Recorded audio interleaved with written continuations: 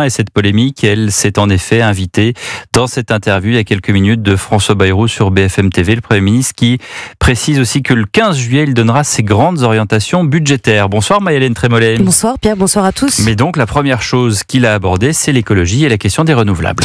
Oui, alors que la polémique enfle autour d'Agnès Pannier-Runacher, Emmanuel Macron et Bruno Retailleau, François Bayrou balaie rapidement la question de l'unité de son gouvernement. J'ai voulu un gouvernement de poids lourd. Un gouvernement de poids lourd, vous le menez pas comme une classe enfantine. Mais il n'y a qu'une politique du gouvernement. C'est moi qui tranche, c'est ma responsabilité. Sur le déficit public, le Premier ministre, qui doit présenter son grand plan pour trouver 40 milliards d'ici le 15 juillet, assume un plan certes engageant, mais promet de donner des réponses aux Français. Il y aura un plan global, que ce plan global doit être à la fois principalement un plan d'économie de dépenses publiques et deuxièmement un plan de soutien autant que possible à la production de nouvelles recettes. Un plan qui est en effet aussi engageant. Il a besoin de justice.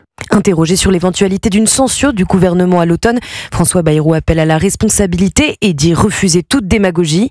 Mais vous ne pouvez pas être populaire dans une circonstance aussi difficile que celle-là. L'habitude s'est prise d'être démagogue. Enfin, sur la question sensible de Betharam, François Bayrou pointe du doigt Paul Vannier, le député insoumis en charge de la commission d'enquête, rappelle qu'il a publié les preuves écrites des réponses à ces accusations et dénonce toujours et encore une manœuvre politique.